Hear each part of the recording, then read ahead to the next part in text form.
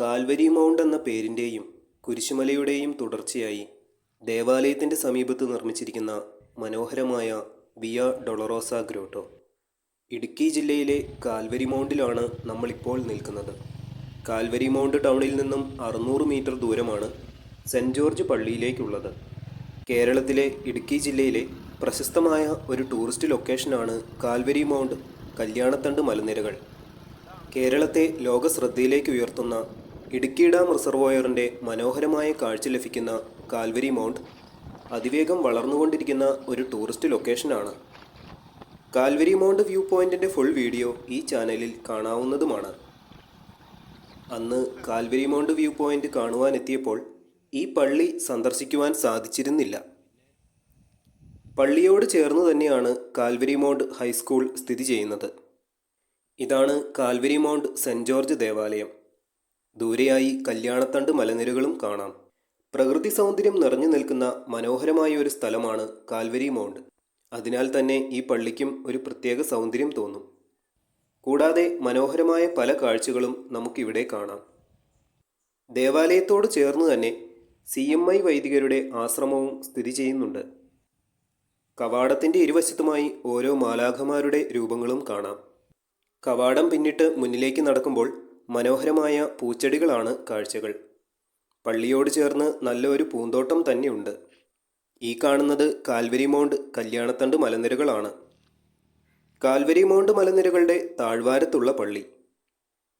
പള്ളിയുടെ മുന്നിലായി വലതുവശത്ത് ഈ കാണുന്ന ശില്പങ്ങളും നിർമ്മിതികളുമാണ് ഇവിടുത്തെ പ്രധാന ആകർഷണം. കാൽവരി മൗണ്ട് എന്ന പേരിൻ്റെയും കുരിശുമലയുടെയും തുടർച്ചയായി പള്ളിമുറ്റത്ത് നിർമ്മിച്ചിരിക്കുന്ന മനോഹരമായ ഗ്രോട്ടോയാണ് വിയ ഡൊളറോസ. പുരാതന ജെറുസലേമിലെ സഹനത്തിൻ്റെ വഴി എന്നറിയപ്പെടുന്ന നടപ്പാതയാണ് വിയ ഡൊളറോസ. ഗെത്സമൻ തോട്ടത്തിൽ പ്രാർത്ഥിക്കുന്ന യേശുവിൻ്റെ ശില്പാവിഷ്കാരമാണ് നമ്മൾ ആദ്യം കാണുന്നത്. യേശുവിൻ്റെ പീഡാസഹന ആരംഭം ഇവിടെ നിന്നുമാണ്. അവിടെ നിന്നും മുൻപോട്ട് നടക്കുമ്പോൾ ഗാഗുൽത്താമലയിലേക്കുള്ള പാതയാണ് കാണുന്നത്. പാതയിൽ കുരിശുമായി നടന്നു നീങ്ങുന്ന യേശുവിൻ്റെ രൂപം കാണാം. 102 അടി നീളവും 36 അടി ഉയരവുമുള്ള ഈ ഗാഗുൽത്താമല ഇസ്രായേലിലെ പാറയുടെ നിറത്തിലും രൂപത്തിലുമാണ് നിർമ്മിച്ചിരിക്കുന്നത്. മല കയറി വരുമ്പോൾ ദൂരെയായി കാൽവരി മൗണ്ട് മലനിരകളും കാണാം. ഗ്രോട്ടോയ്ക്ക് മുകളിൽ നിന്നും പള്ളിയുടെ കാഴ്ചയും കാണാം. നടന്ന് ഗ്രോട്ടോയുടെ ഏറ്റവും മുകളിലായി എത്തുമ്പോൾ പീഡാസഹനത്തിൽ യേശുവിൻ്റെ തലയിൽ വെച്ചിരുന്ന മുൾക്കിരീടവും കൈകളിലെ ആണികളും ചുറ്റികയും ഇവിടെ ഒരു കല്ലിൽ വെച്ചിരിക്കുന്നത് കാണാം.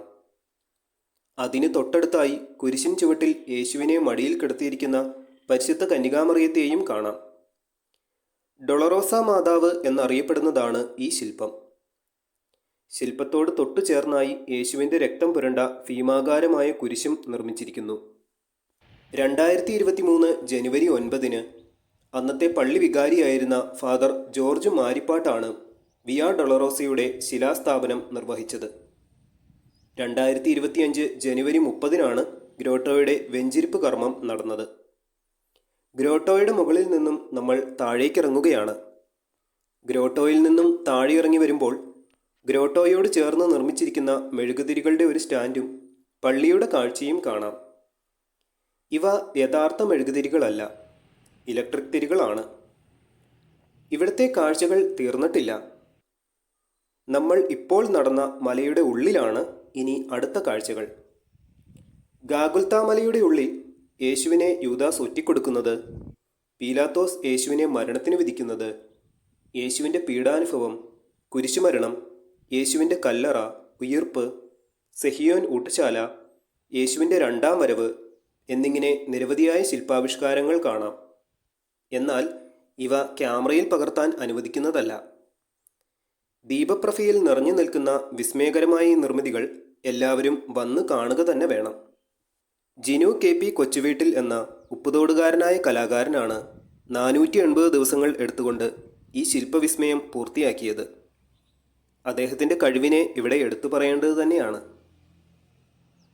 വിയ ഡൊളറോസായോട് ചേർന്ന് തന്നെ ലൂർദ് മാതാവിൻ്റെ ഗ്രോട്ടോയും സ്ഥാപിച്ചിരിക്കുന്നു. ഇതാണ് പള്ളിയുടെ മുന്നിലെ കൽക്കുരിശ്. കാൽവരി മൗണ്ട് പള്ളിയുടെ തുടക്കം 1967 ഓഗസ്റ്റ് 27 ഇവിടെ പുല്ലുമേഞ്ഞ ഒരു ഷെഡിൽ ഫാദർ അഗസ്റ്റസ് തേക്കാനത്ത് ദിവ്യബലി അർപ്പിച്ചുകൊണ്ടാണ് ആരംഭിച്ചത്.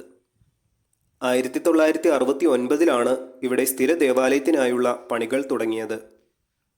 പണികൾ പൂർത്തീകരിച്ച് 1971 ഫെബ്രുവരി 27 കൂദാശാകർമ്മം നടത്തുകയും ചെയ്തു. ഇപ്പോഴുള്ള ദേവാലയത്തിൻ്റെ നിർമ്മാണത്തിനായി 2013 ജനുവരിയിൽ തറക്കല്ലിടുകയും പണികൾ തുടങ്ങുകയും 2018 ഫെബ്രുവരിയിൽ കൂദാശാകർമ്മം നടത്തുകയും ചെയ്തു. മോണ്ടളത്തിൻ്റെ ഇടതുവശത്തായി ഉണ്ണീശോയുടെയും വിശുദ്ധ സെബസ്ത്യാനോസിൻ്റെയും രൂപങ്ങൾ കാണാം. വലതുവശത്ത് വിശുദ്ധ എവുപ്രാസ്യാമ്മയുടെയും വിശുദ്ധ അൽഫോൻസാമ്മയുടെയും രൂപങ്ങളും കാണാം. പള്ളിയോട് ചേർന്നായി കാൽവരി മൗണ്ട് CMI വൈദിക ആശ്രമവും സ്ഥിതി ചെയ്യുന്നു. പള്ളിക്കുള്ളിലെ കാഴ്ചകൾ അതിമനോഹരമാണ്. മനോഹരമായ ചിത്രങ്ങളോടും രൂപങ്ങളോടും കൂടിയ മദ്ബഹ ഭാഗം. ജനലഴികളിൽ വിശുദ്ധരുടെയും കുരിശിൻ്റെ വഴിയുടെയും ചിത്രങ്ങളും കാണാം. ഇവിടെ ക്രൂശിതനായ ഈശോയുടെ ഒരു രൂപവും മാതാവിൻ്റെ രൂപങ്ങളും കാണാം.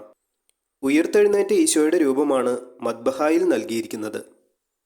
ഈ വശത്ത് ഗീവർഗീസ് പുണ്യാളൻ്റെയും മാതാവിൻ്റെയും യൗസേ പിതാവിൻ്റെയും ചാവറയച്ചൻ്റെയും രൂപങ്ങളാണ് കാണുന്നത്. പള്ളിയിലിരുന്ന് കുറച്ചുനേരം പ്രാർത്ഥിച്ചതിനു ശേഷം ഞാൻ പുറത്തിറങ്ങി. കാൽവരി മൗണ്ട് സെൻറ് ജോർജ് പള്ളി വളരെ നല്ല ഒരു അനുഭവമാണ് ഞങ്ങൾക്ക് സമ്മാനിച്ചത്.